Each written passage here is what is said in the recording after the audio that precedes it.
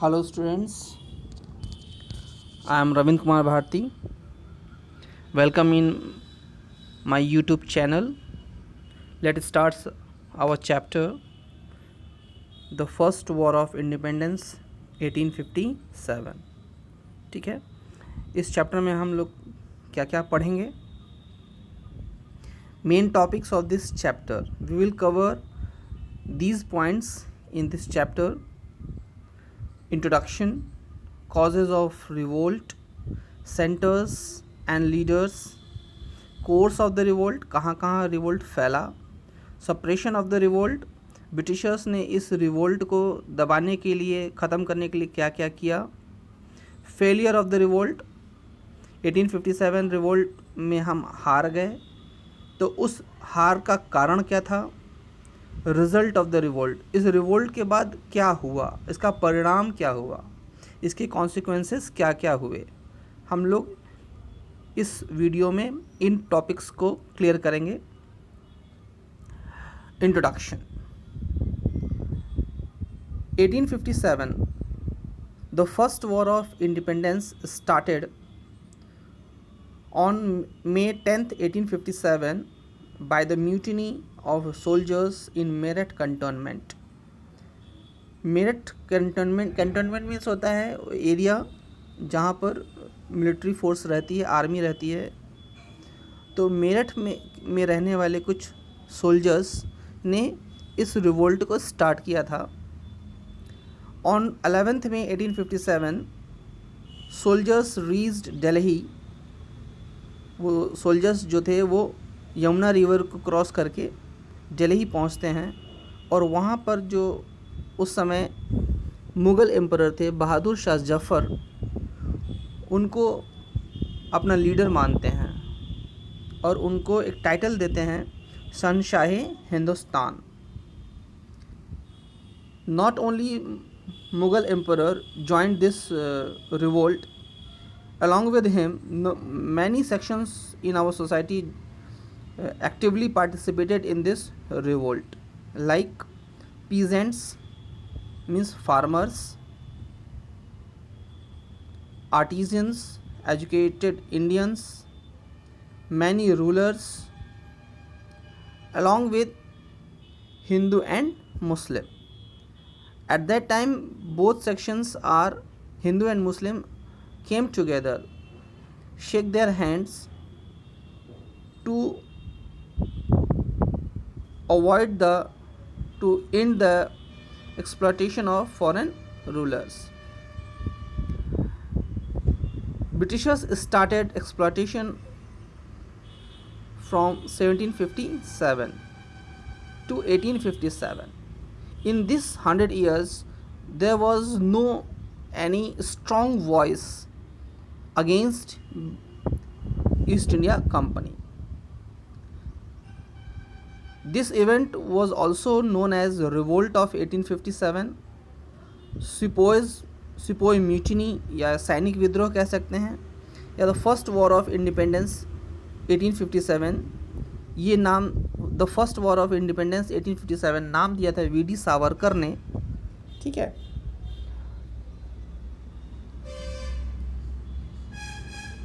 In this video the first topic has covered and second one is causes of revolt. तो इस revolt के, इस विद्रोह के क्या क्या मेन कारण थे. तो first cause was political cause, second one is economical cause, social cause, military causes and immediate causes. One by one we will cover it. First one is political cause. Political causes means उस समय के राजनीतिक कारण क्या क्या थे, किस वजह से लोग गुस्सा हुए, उस समय के राजा लोग गुस्सा हुए, पब्लिक गुस्सा हुई. ठीक है. तो first one is the Indian sepoys were dissatisfied with the treatment meted out to them by British officers. तो उस समय जो इंडियन सोल्जर्स थे वो ब्रिटिश सोल्जर्स की बराबरी नहीं कर सकते थे. इस बात का इंडियन सोल्जर्स में गुस्सा था क्योंकि जो ट्रीटमेंट होती थी वो इंडियन सोल्जर्स के साथ इक्वली नहीं होती थी। Second point, the Indian rulers has personal scores to settle with the Britishers. अलग अलग राजा लोगों के अलग अलग इश्यूज़ थे जिसकी वजह से वो ब्रिटिशर्स से खुश नहीं थे या उनसे समझौता करना चाहते थे। एग्ज़ाम्पल के लिए just like example of Jhansi. Third one is the common people wanted to end of foreign exploitation. जो कॉमन पीपल था वो ब्रिटिशर्स से बहुत ज़्यादा परेशान हो गया था और वो ब्रिटिशर्स से छुटकारा चाहते थे। लेकिन सबसे इम्पोर्टेंट कारण था जिससे राजा लोग नाराज़ हुए, वो था the policy of doctrine of lapse. ये पॉलिसी लॉर्ड डलहौजी ने इंट्रोड्यूस की थी। इस पॉलिसी के अंडर में ये था कि अगर कोई राजा का बेटा नहीं है, कोई संतान नहीं है, नेचुरल, ठीक है ना, तो वो किसी बाहरी बच्चे को अडॉप्ट नहीं कर सकता था और इस ऐसी स्थिति में ब्रिटिशर्स उसके राज्य को हड़प लेते थे, अपने कंट्रोल में ले लेते थे। इस पॉलिसी को कहा गया doctrine of lapse. Last point, the Britishers sign many treaties but violated it as per their convenience. Britishers बहुत चालाक थे, वो अपने मतलब के लिए अलग अलग राजाओं से अपने सुविधा के अनुसार ट्रीटी करते थे, संधि करते थे। लेकिन जब उस ट्रीटी को निभाने का समय आता था तो वो अपने कन्वीनियंस के अकॉर्डिंग उसको तोड़ भी देते थे, जिसकी वजह से एक सोसाइटी में ब्रिटिशर्स के अगेंस्ट गुस्सा था। ये कुछ मेन पॉइंट्स थे जो पॉलिटिकल कॉज थे। सेकंड पॉइंट आता है इकोनॉमिक कॉज। ब्रिटिशर्स इंडिया में आए थे एज अ ट्रेडर्स, लेकिन धीरे धीरे वो एडमिनिस्ट्रेटर बन गए और जैसे ही वो एडमिनिस्ट्रेटर बने वो इंडियन रिसोर्सेस को, इंडियन पब्लिक के पैसों को एक्सप्लॉइट करने लगे। Few points are given here. The zamindari system exploited the peasants. Britishers ने पीजेंट्स से, फार्मर्स से टैक्स लेने के लिए zamindari system, mahalwari system, ryotwari system को इंट्रोड्यूस किया और फाइनली तीनों में एक्सप्लॉयटेशन किसका हुआ? फार्मर्स का, जिसकी वजह से फार्मर्स या पीजेंट्स बहुत ही नाराज़ थे। Textile from Britishers were flooded in Indian market. Britishers India से ही रॉ मटेरियल लेते थे, कॉटन, और उसको एक्सपोर्ट करते थे ब्रिटेन। वहाँ से फिर कपड़े बन करके फिर इंडिया में आते थे। तो मिल मेड कपड़े होने की वजह से वो सस्ते तो थे और उसको कंपटीशन देने के लिए इंडियन हैंडमेड क्लोथ जो थे वो कॉम्पिटेंट इनफ नहीं थे, जिसकी वजह से इंडियन इंडस्ट्रीज़ को बहुत बड़ा नुकसान हुआ। British destroyed Indian industries and made the artisans and peasants unemployed.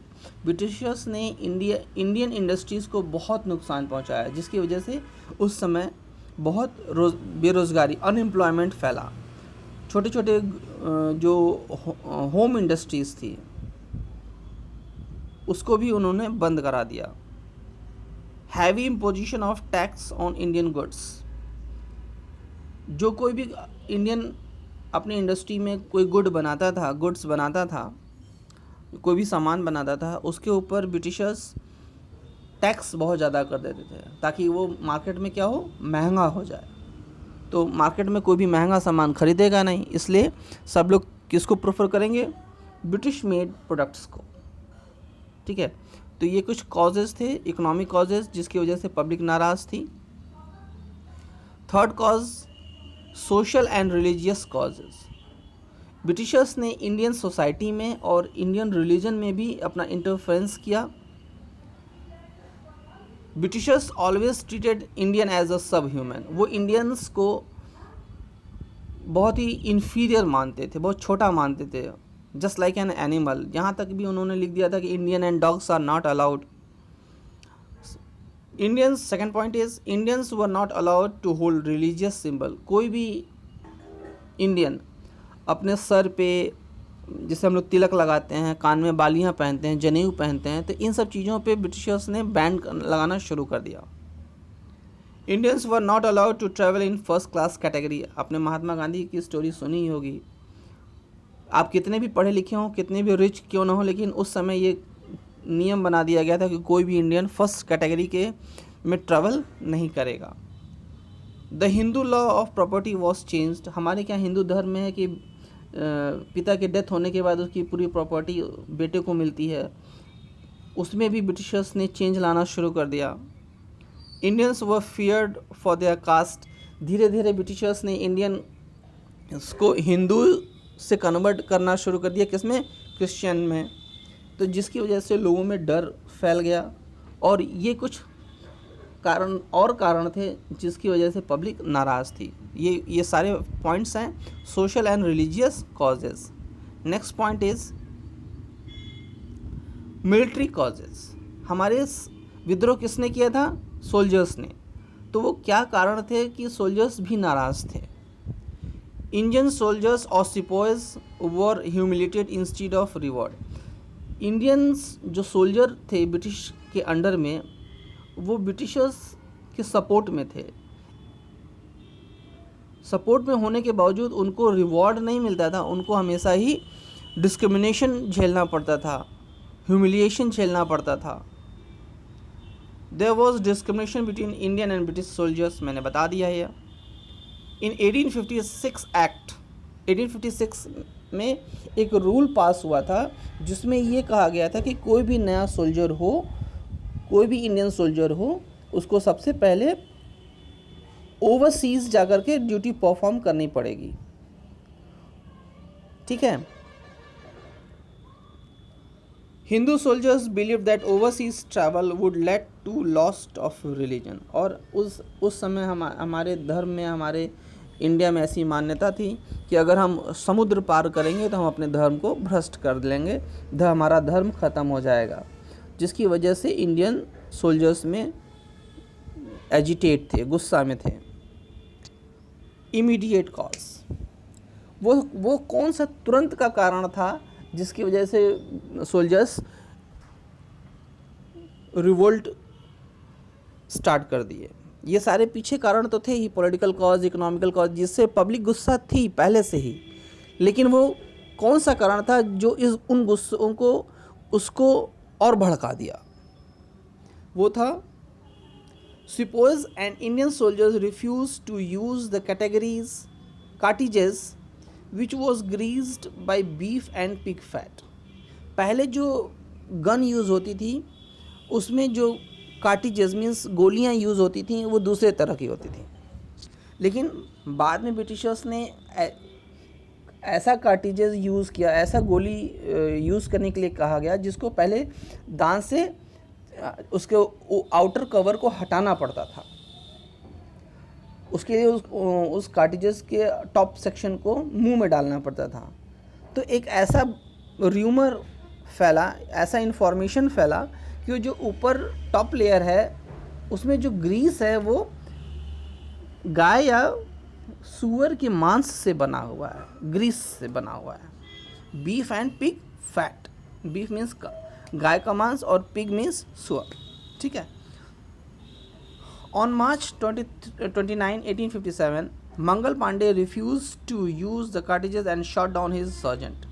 जिसकी वजह से मंगल पांडे ने मार्च 29, 1857 को ऐसे कार्टिजेस के यूज़ को मना कर दिया, और जब उनको फोर्स किया गया तो उन्होंने अपने सीनियर ऑफिसर को गोली मार दी। He was arrested and executed. When this news spread, many Sepoys started revolt. और जब उन्होंने ऐसा कर दिया तो उनको पकड़ करके फांसी पे लटका दिया, पनिशमेंट दिया गया, और जिसकी वजह से इंडियन सोल्जर्स जो थे वो रिवोल्ट कर दिए। तो ये मेन कॉजेज थे। ठीक है ना। Now this one is your first part. We will continue in second part. So don't forget subscribe my channel. Thank you.